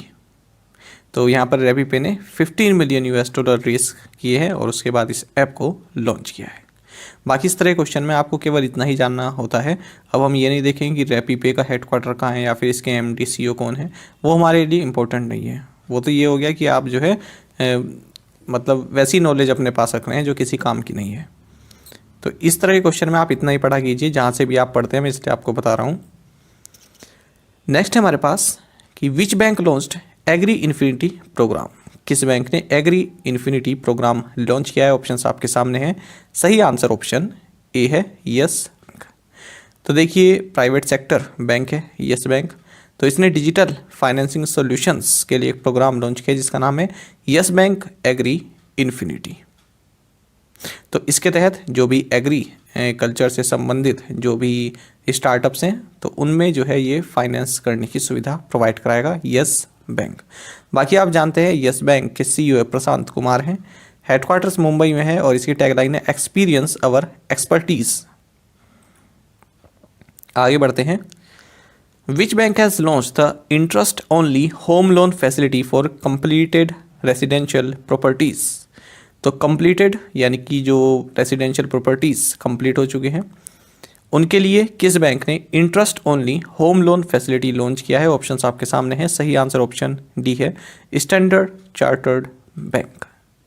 तो स्टैंडर्ड चार्टर्ड बैंक इंडिया यानी कि भारत में जो इसकी ब्रांच है, इसने जो कंप्लीटेड रेजिडेंशियल प्रॉपर्टीज़ हैं उनके लिए इंटरेस्ट ओनली होम लोन इस फैसिलिटी को लॉन्च किया है। बाकी आपको जानना चाहिए स्टैंडर्ड चार्टर्ड ये एक British multinational banking and financial services company है। इसका हेडक्वार्टर्स लंदन इंग्लैंड में है। Which insurer launched Fortune Maximiser plan? Options आपके सामने हैं। सही आंसर ऑप्शन डी है, कोटक महिंद्रा लाइफ इंश्योरेंस। तो देखिए कोटक महिंद्रा लाइफ इंश्योरेंस ने एक लिमिटेड पे पार्टिसिपेटिंग एंडोमेंट प्लान लॉन्च किया है जिसका नाम है Kotak fortune maximiser. The air forces of which countries will conduct a bilateral tactical airlift exercise cope south 22? तो देखिए किन देशों के जो एयर फोर्सेस हैं, जो वायुसेना है, वो एक द्विपक्षीय एयरलिफ्ट अभ्यास जिसका नाम कोप साउथ 22 है, इसको आयोजित करेंगे। ऑप्शंस आपके सामने हैं। सही आंसर ऑप्शन बी है, यूएस एंड बांग्लादेश। तो देखिए बांग्लादेश और यूनाइटेड स्टेट्स की जो एयर फोर्सेस हैं ये 20 से 25 फरवरी के बीच एक bilateral tactical airlift exercise organise करेंगे जिसका नाम है कोप साउथ 22। तो ढाका में ये होने वाली है। India plans to prepare digital maps of how many villages under the Swamitva scheme? तो क्वेश्चन में पूछ रहे हैं कि भारत स्वामित्व योजना के तहत कितने गांव के डिजिटल मानचित्र तैयार करने की योजना बना रहा है? सही आंसर यहाँ पर ऑप्शन ए है, 6 लाख, 6 लाख। तो देखिए union minister of state independent charge science and technology doctor Jitendra Singh, इन्होंने कहा है कि स्वामित्व स्कीम के तहत 6 लाख जो भारतीय गांव हैं उनका ड्रोन के जरिए सर्वे किया जाएगा। साथ ही उन्होंने ये भी कहा है कि 100 इंडियन सिटीज़ के लिए पैन इंडिया 3D मैप्स भी प्रिपेयर किए जाएंगे। आपको जानना चाहिए स्वामित्व स्कीम एक सेंट्रल सेक्टर स्कीम है मिनिस्ट्री ऑफ पंचायती राज की, और इसको 24 अप्रैल 2021 को यानी कि नेशनल पंचायती राज दिवस के दिन प्रधानमंत्री नरेंद्र मोदी द्वारा लॉन्च किया गया था। आपको जानना चाहिए जो स्वामित्व स्कीम है इसका उद्देश्य ये है कि जो रूरल रीजन है, जो आपका ग्रामीण इलाके हैं, वहाँ पर जिन लोगों के पास अपनी प्रॉपर्टी के कागजात नहीं हैं उनको उस प्रॉपर्टी की ओनरशिप प्रोवाइड कराई जाए। The Ministry of Road Transport and Highways issued a notification making helmets compulsory for children under what age? तो क्वेश्चन में पूछ रहा है कि सड़क परिवहन और राजमार्ग मंत्रालय ने किस उम्र से कम बच्चों के लिए हेलमेट अनिवार्य करने की अधिसूचना जारी की है, यानी कि नोटिफिकेशन लॉन्च किया है। सही आंसर ऑप्शन बी है, 4। जानेंगे इसके बारे में। देखिए अब नोटिफिकेशन जारी हो चुका है, तो आज से 1 साल बाद, नोटिफिकेशन जारी के 1 साल होने के बाद, ठीक है, अब जितने भी चिल्ड्रन हैं जिनकी एज 4 साल से कम है और जो पीछे बैठते हैं ना, जिन्हें पिलियन राइडर बोलते हैं, तो 2 व्हीलर पर, तो उनके लिए जो है हेलमेट पहनना अनिवार्य होगा। और इसके ये क्यों हुआ है? देखिए जो सेंट्रल मोटर व्हीकल रूल्स 1989 है, तो इसको अमेंड किया जाएगा और इसके लिए ministry of road transport and highways ने एक नोटिफिकेशन जारी किया है 15 फरवरी को। तो देखिए आप यहाँ पर देख भी सकते हैं, it is mandatory for children between the age of 9 months and 4 years। तो 9 महीने से और 4 साल के जो बीच के जो बच्चे हैं उनके लिए हेलमेट पहनना जरूरी होगा। बाकी आपको जानना चाहिए ये जो रूल्स हैं ऑलरेडी इनके तहत ये हम जो है इन रूल्स के तहत ऑलरेडी ये बताया गया है कि जो 4 साल से ज़्यादा के बच्चे हैं, 4 साल की उम्र से अधिक के बच्चे हैं, उनको हेलमेट पहनना ज़रूरी है यदि वे 2 व्हीलर पर हैं, और यदि 14 साल से कम के बच्चे हैं और वो कार में जा रहे हैं तो उनको सील्ड बेल्ट लगाना ज़रूरी है। नेक्स्ट हमारे पास Channaveera Kanavi who passed away recently was a poet of which language? तो किस भाषा के कवि थे ये चन्नावीरा कानवी? सही आंसर ऑप्शन सी है, कन्नड़। तो देखिए चन्नावीरा कानवी ये कन्नड़ लिटरेचर के जाने माने कवि रहे हैं। इन्हें समन्वयक कवि भी बोला जाता था, पोएट ऑफ रिकन्सिलेशन। इनका हाल ही में 93 की एज में निधन हो गया है। नेक्स्ट है हमारे पास name the union minister of ports shipping and waterway who flagged off the maiden shipment of steel from Haldia to Pandu through Bangladesh. Options आपके सामने हैं और सही आंसर यहाँ पर ऑप्शन डी रहेगा। तो देखिए, केंद्रीय बंदरगाह, नौवहन और जलमार्ग मंत्री हैं सर्बानंदा सोनोवाल। इन्होंने बांग्लादेश के रास्ते हल्दिया से पांडु तक स्टील के पहले शिपमेंट को हरी झंडी दिखाई है। तो यहाँ पर भी आगे देख सकते हैं कि इन्होंने जो है 1798 metric ton of finished steel products, इनको जो है हरी झंडी दिखाई, जो कि हल्दिया जो कि वेस्ट बंगाल में है, यहाँ से पांडु जो कि आसाम है, यहाँ पर जो है पहुँचा है। और ये जो है आपका बांग्लादेश होते हुए गया है। ठीक है, वेस्ट बंगाल से बांग्लादेश होते हुए आसाम ये पहुँचा है। तो ये आपको जानना चाहिए Sarbananda Sonowal. Which bank has tied up with EasyTap to provide integrated point of sale solutions across 4,000 locations in India। तो क्वेश्चन में पूछना है कि भारत में 4,000 स्थानों पर एकीकृत पॉइंट ऑफ सेल समाधान प्रदान करने के लिए किस बैंक ने EasyTap के साथ समझौता किया है? सही आंसर ऑप्शन डी है, कोटक महिंद्रा बैंक। तो देखिए, point of sales machines provide कराएगा ये 4,000 लोकेशंस पर भारत में। EasyTap क्या है? एक सॉफ्टवेयर कंपनी है जो कि पेमेंट सॉल्यूशंस प्रोवाइड कराती है। तो कोटक महिंद्रा बैंक के लिए ये POS मशीन्स जो है प्रोवाइड कराएगा। बाकी आप जानते हैं कोटक महिंद्रा बैंक के CEO है कोटक हैं, हेडक्वार्टर्स मुंबई में है और टैगलाइन है लेट्स मेक मनी सिंपल। और हाल ही में हमने पढ़ा था कि कोटक महिंद्रा बैंक ने सेम डे सेटलमेंट फीचर अपने जो मर्चेंट्स हैं इनके लिए लॉन्च किया है। India's first water taxi service was inaugurated in which state. तो पूछा जा रहा है कि भारत की पहली जल टैक्सी सेवा का उद्घाटन किस राज्य में किया गया है? ऑप्शंस आपके सामने हैं और सही आंसर ऑप्शन डी है, महाराष्ट्र। तो देखिए, ये जो इंडिया की फर्स्ट वाटर टैक्सी सर्विस है जिसको महाराष्ट्र में इनोग्रेट किया गया, ये नवी मुंबई एरिया को मेनलैंड मुंबई से कनेक्ट करेगी। और महाराष्ट्र के जो चीफ मिनिस्टर हैं उद्धव ठाकरे, इन्होंने बेलापुर जेटी को इस मौके पर इनोग्रेट किया। और जो union minister for ports shipping and waterways है सर्बानंदा सोनोवाल, इन्होंने इस वाटर टैक्सी को हरी झंडी दिखाई है। हाल ही में हमने पढ़ा था कि महाराष्ट्र के हेल्थ मिनिस्टर ने कैंसर से लड़ने के लिए होप एक्सप्रेस लॉन्च करने की घोषणा की है। Freedom convoy is a phrase currently in use in the context of COVID-19 vaccination in which country। Question में पूछा जा रहा है कि फ्रीडम कॉन्वॉय वर्तमान में किस देश में कोविड-19 टीकाकरण के संदर्भ में प्रयोग में आने वाला एक फ्रेज है, या फिर आप कह सकते हैं एक शब्द टाइप है। तो ऑप्शंस आपके सामने हैं और सही आंसर ऑप्शन ए है, कनाडा। जानेंगे इस बारे में। देखिए, काफ़ी चर्चा में ये विषय बना हुआ है। देखिए, जनवरी 28 से अगर हम बात करें तो कनाडा में एक काफ़ी ब्लॉकेज टाइप का चल रहा है। ये चल रहा है जो ट्रकर्स होते हैं, जो ट्रक ड्राइवर्स होते हैं, जो ट्रक ले जाते हैं एक से दूसरी जगह पर। तो आप सभी जानते हैं कि कनाडा और अमेरिका बॉर्डर टच करते हैं। तो कनाडा से जो अमेरिका में ट्रक जाते हैं और फिर वो वापस आते हैं, तो उनके लिए कनाडा गवर्नमेंट ने शुरू से ही मैंडेटरी करा हुआ है कि आप तभी US से कनाडा में एंटर कर पाएंगे यदि आप फुली वैक्सीनेटेड हैं।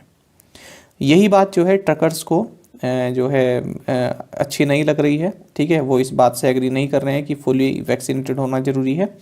इसलिए उन्होंने क्या किया है, प्रोटेस्ट कर रहे हैं और डिमॉन्स्ट्रेशंस कर रहे हैं और ख़ुद को वे फ्रीडम कॉन्वॉय का नाम उन्होंने दिया है।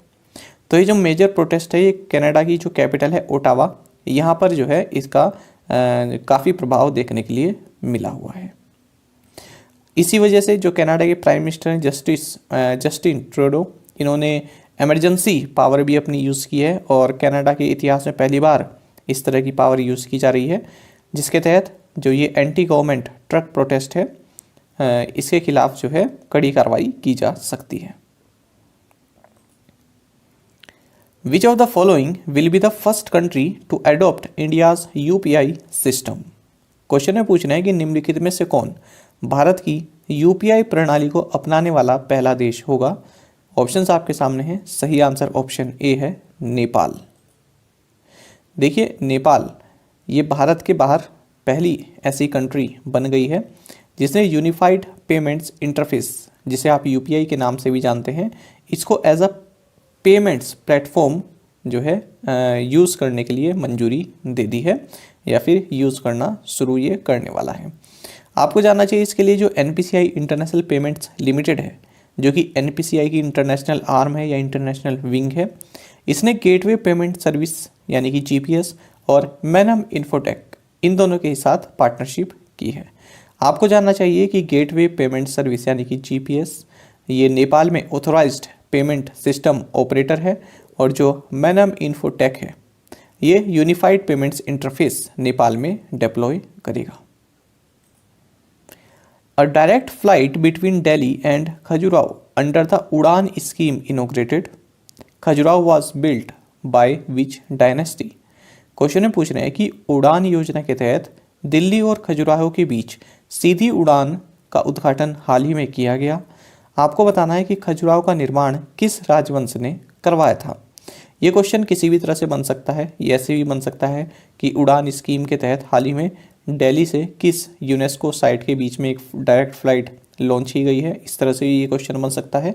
इंपॉर्टेंट क्वेश्चन है, ठीक है, और मुझको इस तरह से बनाना अच्छा लगा, इसलिए मैंने इसमें डायनेस्टी के साथ इसको लिंक कर दिया है, ताकि आपके यदि आप हिस्ट्री जैसे सब्जेक्ट्स पढ़ते हैं किसी एग्ज़ाम में तो वहाँ पर भी आपको ये क्वेश्चन यूज़फुल लगे। और करंट अफेयर्स का तो ये है ही, ठीक है। तो सही आंसर हमारा यहाँ पर है ऑप्शन सी, चंदेला डायनेस्टी। जानेंगे इसके बारे में। खजुराहो का नाम आपने सभी ने सुना होगा। ये एक एंशियंट सिटी है जो कि अपने मैग्निफिशेंट टेम्पल्स और स्कल्पचर्स के लिए जानी जाती है। ये मध्य प्रदेश के छतरपुर डिस्ट्रिक्ट में लोकेटेड है, और यहीं पर ही है आपका UNESCO site Khajuraho group of monuments.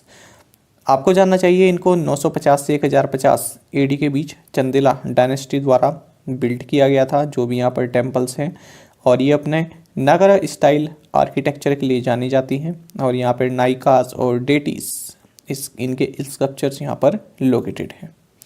आपको जानना चाहिए खजुरा का नाम जो है, जो आपका डेट पाम होता है ना खजूर, उसी के नाम पर खजुराहो इसका नाम दिया गया है। और यहाँ पर जो टेम्पल्स हैं ये हिंदू साथ साथ जैन इन दोनों ही धर्मों से संबंधित हैं। बाकी आपको जानना चाहिए कि वास्तव में यहाँ पर 85 टेम्पल्स थे, लेकिन अब केवल 20 ही सर्वाइव कर चुके हैं, और 1850s के टाइम पर इनको रीडिस्कवर किया गया था। India and which country recently inked a comprehensive economic partnership agreement CEPA। Question में पूछ रहे हैं कि भारत और किस देश ने हाल ही में एक व्यापक आर्थिक भागीदारी समझौता यानी कि CEPA किया है। ऑप्शंस आपके सामने हैं। सही आंसर ऑप्शन ए है UAE, संयुक्त अरब अमीरात। जानेंगे इसके बारे में। तो देखिए, इंडिया और यूनाइटेड अरब अमीरात इन्होंने कॉम्प्रिहेंसिव इकोनॉमिक पार्टनरशिप एग्रीमेंट इसको साइन किया है, जो कि दोनों देशों के बीच जो ट्रेड होता है उसमें उसको मजबूती देने का कार्य करेगा और उसको फ्लेक्सिबल बनाएगा। आपको जानना चाहिए यूनाइटेड अरब अमीरात ये इंडिया का 3rd लार्जेस्ट ट्रेडिंग पार्टनर है, और भारत का जो इस वक्त जो लार्जेस्ट ट्रेडिंग पार्टनर है वो US है। पहले चाइना था, लेकिन अब US हो चुका है। तो ऊपर नीचे चलता रहता है, कभी चाइना हो जाता है, कभी US हो जाता है। तो अब जो है फिलहाल US है, और जो UAE है ये भारत का 2nd लार्जेस्ट एक्सपोर्ट डेस्टिनेशन भी है। आपको जानना चाहिए कि अब इस जो ये CEPA है, पहले तो इसकी फुल फॉर्म भी आपको याद होनी चाहिए, कॉम्प्रिहेंसिव इकोनॉमिक पार्टनरशिप एग्रीमेंट। इसके तहत अब जो दोनों ही के बीच जो ट्रेड होता है वो $60 बिलियन का है। अब ये बढ़कर अगले 5 सालों में $100 बिलियन होने की उम्मीद है। साथ ही आपको जानना चाहिए कि UAE जो इंडियन गुड्स हैं, जो 99% इंडियन गुड्स हैं, उन पर 0 ड्यूटी अगले 5 साल में जो है अलाउ करेगा, लगाएगा, ठीक है, इस फ्री ट्रेड एग्रीमेंट के तहत। और बदले में इंडिया ये 80% ऑफ गुड्स फ्रॉम UAE इन पर 80% इन पर जो है ड्यूटी फ्री एसेस देगा 80% of goods from the UAE। यानी कि जो भारतीय गुड्स हैं, यानी कि 100 गुड्स यदि आ रहे हैं, 100 सामान यदि जा रहे हैं, तो उसमें से 99 सामान पर 99 जो सामान है उस पर UAE जीरो जो है ड्यूटी लगाएगा। और भारत अगर UAE से जो 100 मान लीजिए सामान आ रहा है, उसमें से 80 ऐसे सामान पर ड्यूटी फ्री एक्सेस उनको देगा, यानी 0 ड्यूटी लगाएगा। और ये जो है अगले 10 साल में 90% भी होने की उम्मीद है। साथ ही आपको बता दें कि भारत में वही सामान जो है ड्यूटी फ्री एसेक्स की लिमिट में आएंगे यूएई से, जो कि जिनमें कि कम से कम 40% वैल्यू एडिशन यूएई में होता हो। तो ये सभी पॉइंट्स आप याद रखेंगे, इंपॉर्टेंट क्वेश्चन है क्योंकि ये कॉम्प्रिहेंसिव इकोनॉमिक पार्टनरशिप एग्रीमेंट से संबंधित है। Arunachal Pradesh and Mizoram celebrates their statehood on which day? Arunachal Pradesh और मिजोरम किस दिन अपना राज्य दिवस मनाते हैं? सही आंसर ऑप्शन सी है फरवरी 20 फरवरी को। तो 20 फरवरी 2022 को अरुणाचल प्रदेश और मिजोरम इन दोनों ने ही अपना स्टेटहुड यानी कि फाउंडेशन डे मनाया है। आपको जानना चाहिए दोनों ही राज्यों को जो स्टेटहुड का दर्जा मिला था वो 20 फरवरी 1987 20 फरवरी 1987 को मिला था, और इसके लिए जो 53rd अमेंडमेंट किया गया था 1986 में। आपको जानना चाहिए अरुणाचल प्रदेश, जिसे land of the rising sun बोलते हैं, ये भारत का एक्सट्रीम नॉर्थ ईस्टर्न पार्ट में लोकेटेड है। इसको पहले नॉर्थ ईस्ट फ्रंटियर एजेंसी के नाम से जाना जाता था, NEFA। ये कई बार पूछा जाता है कि किस राज्य को पहले नॉर्थ ईस्ट फ्रंटियर एजेंसी के नाम से जाना जाता, तो आंसर होगा आपका अरुणाचल प्रदेश। और ये जो है असम का पार्ट था। उसके बाद 1972 में इसको यूनियन टेरिटरी बनाया गया और पूर्ण राज्य का दर्जा इसको 20 फरवरी 1987 को दिया गया। इसी तरह से यदि हम मिजोरम की बात करें, इसको लैंड ऑफ मिजोज के नाम से जाना जाता था, और लुसाई हिल्स डिस्ट्रिक्ट आता था एक असम के अंदर, तो वो था लुसाई हिल्स डिस्ट्रिक्ट असम के अंदर आता था, उसी को मिजोरम, मतलब मिजोरम जो है पहले लुसाई हिल्स डिस्ट्रिक्ट के नाम से जाना जाता जब ये असम के अंदर था। उसके बाद फिर इसको मिजो हिल्स डिस्ट्रिक्ट बना दिया गया 1954 में। उसके बाद ये 1972 में यूनियन टेरिटरी बन गया, और 20 फरवरी 1987 को इसे पूर्ण राज्य का दर्जा दे दिया गया। Ministry of defence has inked a deal to design and develop high altitude pseudo satellite with which space startup, यानी कि रक्षा मंत्रालय ने किस अंतरिक्ष स्टार्टअप के साथ हाई एल्टीट्यूड सूडो सैटेलाइट को डिजाइन और विकसित करने के लिए समझौता किया है? सही आंसर ऑप्शन डी है new space research and technologies. देखिए, तो जो ये new space research and technologies है, ये एक बेंगलुरु बेस्ड फर्म है। तो इसने और मिनिस्ट्री ऑफ डिफेंस ने एक डील साइन की है जिसके तहत ये high altitude pseudo satellite HAPS इसको डिजाइन एंड डेवलप करेंगे। और ये डिफेंस मिनिस्ट्री का जो innovations for defence excellency initiative है IDEX, इसका एक पार्ट है। Ministry of education has approved a new scheme named new India literacy programme for which time frame? पूछा जा रहा है कि शिक्षा मंत्रालय ने किस समय सीमा के लिए न्यू इंडिया लिटरेसी प्रोग्राम नामक एक नई योजना को मंजूरी दी है? सही आंसर ऑप्शन सी है फिजिकल ईयर 2022 टू 2027। जानेंगे इसके बारे में। देखिए, मिनिस्ट्री ऑफ एजुकेशन ने एक नई स्कीम को अप्रूव किया है जिसका नाम है न्यू इंडिया लिटरेसी प्रोग्राम, और ये एडल्ट एजुकेशन पर आधारित है, और अगले 5 साल के लिए ये जो है जारी की गई है, अप्रूव की गई है। आपको बता दें, इस प्रोग्राम का मकसद है कि जो भी ऐसे व्यक्ति हैं जो 15 साल से या 15 साल के हैं या फिर 15 साल से ऊपर के हैं, जो कि पढ़े लिखे नहीं हैं, तो उनको एजुकेट करना इस प्रोग्राम का मकसद है। आपको बता दें, एजुकेशन फॉर ऑल नई स्कीम है, और इसको पहले अडल्ट एजुकेशन के नाम से जाना जाता था। इसको जो है फिजिकल ईयर 2022-2027 के लिए लॉन्च किया गया है, और इसका जो बजट है यह है 1037.90 करोड़ रुपीस, और अगले 5 साल के लिए इसको लॉन्च किया गया है, जिसमें सेंट्रल शेयर है 700 करोड़ का, और स्टेट्स का जो शेयर रहेगा वो 337.90 करोड़ का रहेगा। और आपको बता दें, ये जो पूरा प्रोग्राम है ये online teaching learning and assessment system यानी कि OTLAS इसके द्वारा इसको एकम्प्लिश किया जाएगा, और इसमें नेशनल इंफॉर्मेटिक्स सेंटर, NCERT और NIOS पार्टनर रहेंगे। Which club won the 2021 FIFA club world cup final? 2021 FIFA club विश्व कप फाइनल किस क्लब ने जीता है? सही आंसर ऑप्शन ए है चेल्सी। तो देखिए, चेल्सी ने यहाँ पर पल्मीरास को हराकर 2-1 से हराकर फीफा क्लब वर्ल्ड कप 2021 का फाइनल जीत लिया है। आपको बता दें ये टूर्नामेंट संयुक्त अरब अमीरात में हुआ। Twitter has partnered with which of the following to boost tips feature in India. Question में पूछ रहे हैं कि भारत में टिप्स फीचर को बढ़ावा देने के लिए ट्विटर ने निम्नलिखित में से किसके साथ साझेदारी की है। ऑप्शंस आपके सामने हैं। सही आंसर ऑप्शन ए है पेटीएम। तो देखिए ट्विटर ने यहाँ पर पेटीएम पेमेंट गेटवे के साथ पार्टनरशिप की है अपना जो टिप्स फीचर है उसको भारत में और जो है मजबूत करने के लिए, बढ़ावा देने के लिए। आपको बता दें टिप्स फीचर जो है ट्विटर का, इसके थ्रू कोई भी कंटेंट क्रिएटर है जो आपको पसंद है आप उसको कैश पेमेंट कर सकते हैं, ठीक है, इस माइक्रो ब्लॉगिंग प्लेटफॉर्म यानी कि ट्विटर की सहायता से। और आपको बता दें नवंबर 2021 में इसको लॉन्च किया गया था टिप्स फीचर को, और 18 साल से ज़्यादा का जो एज ग्रुप है वो सभी लोग इसको यूज़ कर सकते हैं अपने एंड्रॉयड प्लेटफॉर्म पर या फिर iOS प्लेटफॉर्म पर। और ये बंगाली, गुजराती, हिंदी, कन्नड़, मराठी और तमिल लैंग्वेज में अवेलेबल है ये वाला फीचर। तो बेसिकली आप पैसा भेज सकते हैं जो भी आपका फेवरेट कंटेंट क्रिएटर है उसको। World pangolin day is celebrated on which day. विश्व पेंगोलिन दिवस किस दिन मनाया जाता है। सही आंसर ऑप्शन बी है 3rd सैटरडे ऑफ फरवरी। तो देखिए वर्ल्ड पेंगोलिन डे ये जो फरवरी का तीसरा शनिवार आता है उस दिन मनाया जाता है, हर साल मनाया जाता है, और इस बार ये 19 फरवरी 2022 को मनाया गया। इंडियाज ग्रोस डोमेस्टिक प्रोडक्ट यानी कि GDP is likely to grow at what percent in physical year 22 according to latest edition of SBI's research report Ecowrap. पूछ रहे हैं कि एसबीआई की जो शोध रिपोर्ट है इकोरैप के नवीनतम संस्करण के अनुसार वित्त वर्ष 22 में भारत का सकल घरेलू उत्पाद कितने प्रतिशत बढ़ने की संभावना है। ऑप्शंस आपके सामने हैं और सही आंसर ऑप्शन डी रहेगा 8.8%। अच्छा, इसी रिपोर्ट में एक बात ये भी कही गई है, मैंने इसको पहले रख दिया है, इसको भी आप ध्यान रखिएगा, कंफ्यूज ना होइएगा।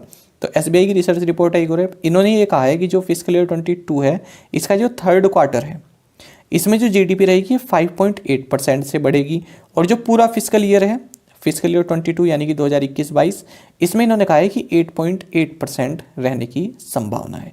पहले उन्होंने 9.3% कहा था।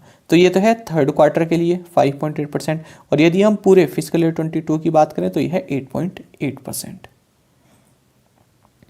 Union home minister Amit Shah has launch the smart card arms licence and Shastra app of which police.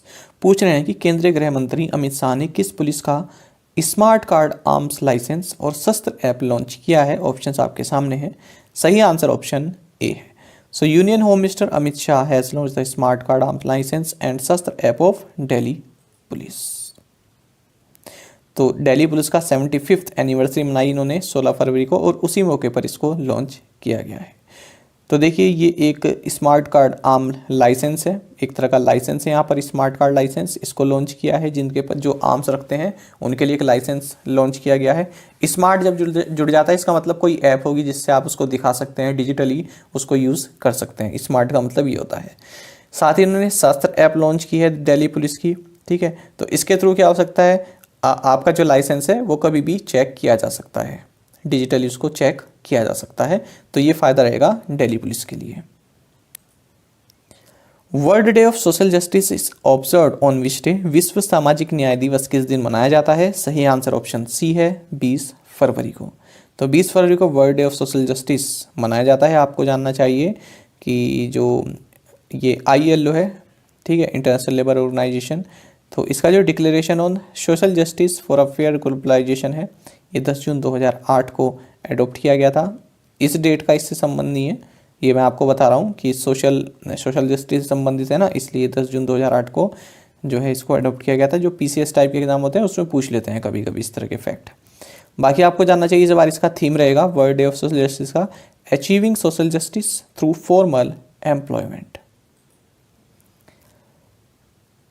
Soil health card day is observe on which day. मृदा स्वास्थ्य कार्ड दिवस किस दिन मनाया जाता है। सही आंसर ऑप्शन बी है 19 फरवरी।